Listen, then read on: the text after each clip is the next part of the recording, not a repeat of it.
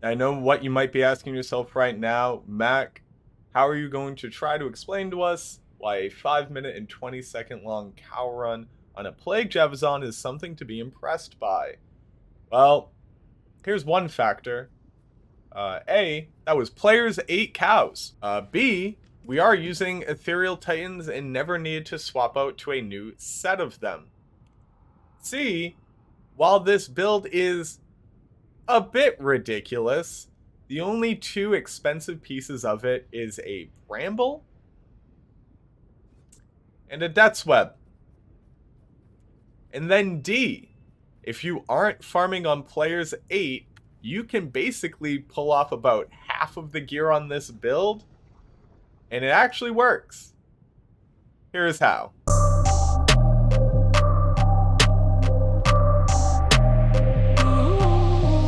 So what I want to show is just the same build running players 1 cows, showing about 2 minutes faster, so 3 minutes and 14 seconds for a full clear on cows. Just so that while I'm explaining these mechanics, if you're not somebody who's necessarily super interested in it, you just want to see what that build do, I'll intersperse it here running it, so that you get to have kind of the full experience, the 3D panoramic view. Now, let me just go ahead and apologize just straight up here. I went and caught the COVID, so I'm not going to sound great, but I'm just so excited about this build that I wanted to get it out to people, and I do promise that I'm resting and keeping hydrated, and thank you for your concerns in advance. But they have made an amazing change to how Plague Javelin works in Diablo 2 Resurrected. And the most notable facet of it is that they have decreased the overall poison length on Plague Javelin itself down to a 3-second count. So this build is sitting on plus 28 skills, and you'll see that with a bramble on, that we have about 23,000 poison damage over 3 seconds. Now, I'm not going to go into exactly how bitrate works and all of that calculations. I'll include my guide to how poison mechanics work on Maxroll down below if you're super interested, but I'm going to try to give you that bird's eye view of what's going on here so that you can walk in well equipped to handle actually piloting the build. So the main core of the build is Titans. These don't need to be ethereal, they're just for flashpoints. The reason why I use the ethereal ones here is just to highlight the fact that we are able to do an entire session of cows without having to replace or repair our javelins. And I have done something like 8 cows in a row and have never actually seen the quantity drop down to the point where you would need to replace them. We're using a 2 to Amazon with 2 socketed rare circlet, just to pump in 2 more facets, so that I can show you what the total top end of this build might look like. We're using a Mares, this is just an easy choice, a Spirit Monarch, Bramble on the armor. Now this is only a 39 Bramble, it rolls all the way up to 50, so keep that in mind. 320 on the gloves. We have 2 skill rings. I like Stone of Jordan for the mana, Arachnid's Mesh, and then Aldur's for the run walk. Down in the inventory, we are using full skillers, and Annie, and a torch. And then again on swap, I showed you that Death's Web earlier. And then on the other side of the Death's Web, which is faceted with a poison facet, we also have a Monarch with 4 facets in it as well. Why do we have this? Why are we swapping in between using the skills? When you throw a Plague Javelin, the initial damage on it, so the skill damage, is determined by how many plus skills you have, and then any sources of plus to poison damage that you have. So when you first chuck it out, the javelin itself carries that poison damage, and then the cloud does too. Now here's the kicker. The cloud is applying that damage on a fairly regular basis to whatever targets are inside of it. If you are never swapping your gear at all, the cloud helps to spread your poison damage to multiple targets, but it never increases the damage. The cloud's going to run out by the time the poison length would run out as well, so it's not like running them through the cloud is really doing anything, since unless you're replacing your poison damage with a higher poison damage, nothing changes. But what are the 2 things that increase poison damage? There is plus 2 poison skill damage and minus to enemy poison resistance. When you throw out the cloud, it calculates everything according to the monster's current resistance, minus any facets that you might have, or sources of lower resistance. And when the cloud attempts to reapply to your target, it checks those numbers again. So it keeps the skill level, and then it checks for sources of plus to elemental damage and sources of minus enemy res. When we swap over to our other kit, we are reducing the enemy's poison resistance by an additional 75% and increasing our poison skill damage by an additional 25%. Another thing that you might not know about minus enemy poison resistance is that it also increases the length of time that the poison is applied over, without reducing the poison damage bitrate. So that's a lot of mumbo jumbo that basically says you are increasing your poison damage by swapping to this, increasing the length of time that the poison is dealing its damage over, and never reducing the overall damage output. You are only increasing it. The other benefit to Death's Web here is that when monsters die with this equipped, we're gaining 12 life and 12 mana per kill. So while we're running by, we basically have no mana or health issues at all on this build, and you can run as fast as you want and kill as fast as you can.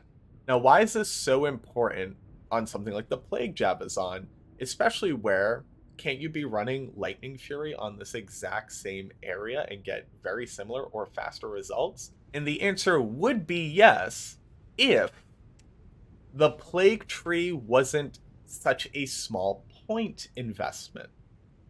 Because it's only a 41 point build to max out Plague Javelin and max out Poison Javelin, and just 1 point wonders to get down to all 3 forms of dodge and get down to an 82% chance to pierce, which is infinitely less important on Plague Javelin, but is piercing very close to 100% of the time.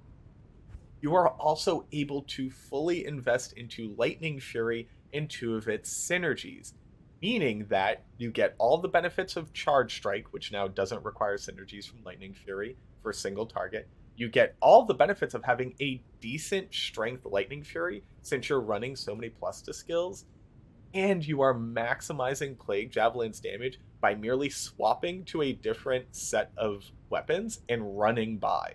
Now, what other benefits does a build like this have over something more conventional like a Lightning Fury? Well, first and foremost, you get to run an interesting Mercenary, and you don't need to have that Mercenary's Conviction aura to be dealing your max damage, especially on higher player count. The Act 5 Mercenary that we're using right now is wearing an Andes, a Fortitude, and a Plague in an Ethereal Colossus Blade. Now, why is Plague so important? Well, on top of giving you that really high-level cleansing aura, which is definitely nice for clearing curses, chill length, poison length, and healing you, they're also getting a lower resistance when struck. So since the Act 5 Mercenary wants to run out and engage monsters, and if you just keep running, pull him along behind you, monsters are getting free swings off on him all the time. So that when he does proc a massive area lower res, you are further decreasing monsters' enemy poison res by another 50+%. When you are on your swap with lower res up, you are dealing nearly 2 times the total damage and almost tripling the length that the poison is being applied over. So you're getting near 50,000 poison damage applied at the rate of 3 seconds, but over a total length of 9 seconds. Basically, somewhere around 16 to 17,000 poison damage per second, without any resistances to reduce it. Well, the magic of this build is that the cloud isn't fully extended until about a second after you throw your Plague Javelin. So you literally have time to throw a Plague Javelin, toss in a Lightning Fury to help butter everything up, and then by the time you swap over to your Death's Web plus Faceted Shield, you're getting the maximum benefit, damage, and length on the maximum area of your Plague Javelin. It swaps in so nicely that at first I was only doing Plague Javelin, and then I realized I was leaving free damage on the table by not tossing in at least 1 Lightning Fury before swapping over. Now that you've seen the kill speed on players 1 with the max gear, and you've also seen that player's 8 kill footage, I wanted to show you something else that's actually really, really interesting.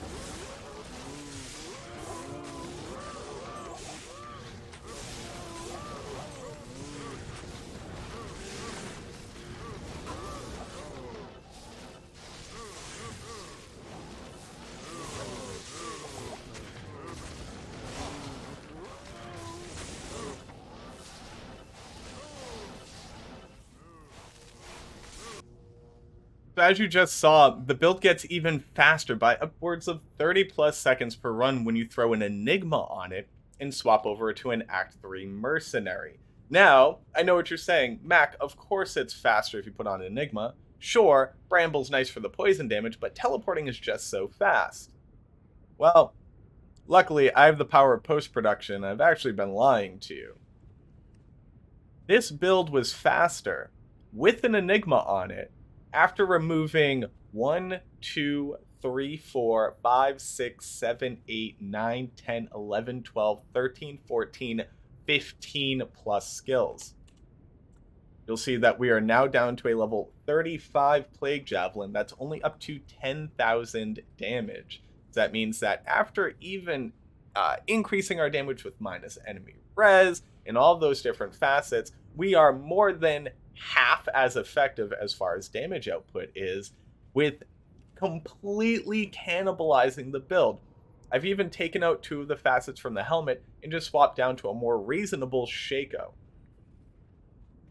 Triangle's gloves are actually a lot weaker than the plus skills since we get so much more damage from the minus enemy res and plus poison damage on our swap, but it is even more budget and potentially easier to come across option if you're having trouble finding a set of 320s.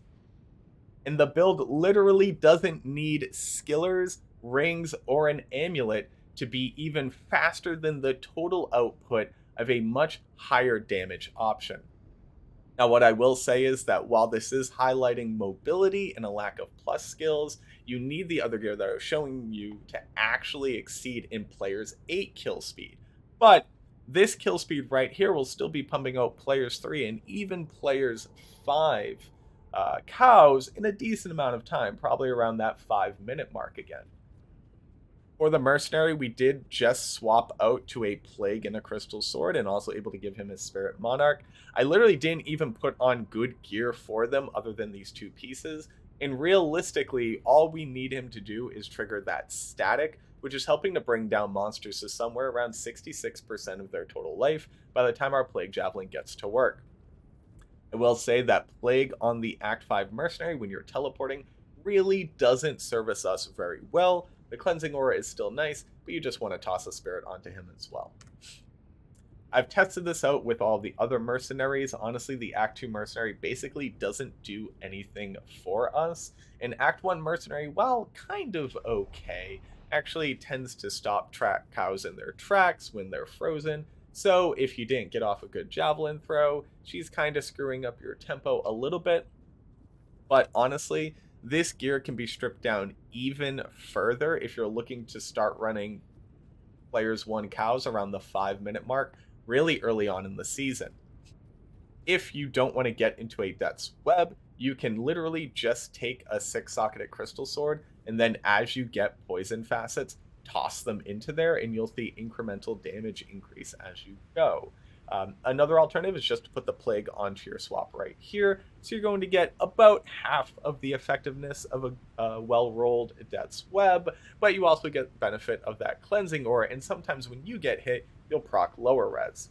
I hope that you enjoyed that video. Would you ever believe the fact that the vast majority of people who are watching my videos aren't subscribed to the channel yet?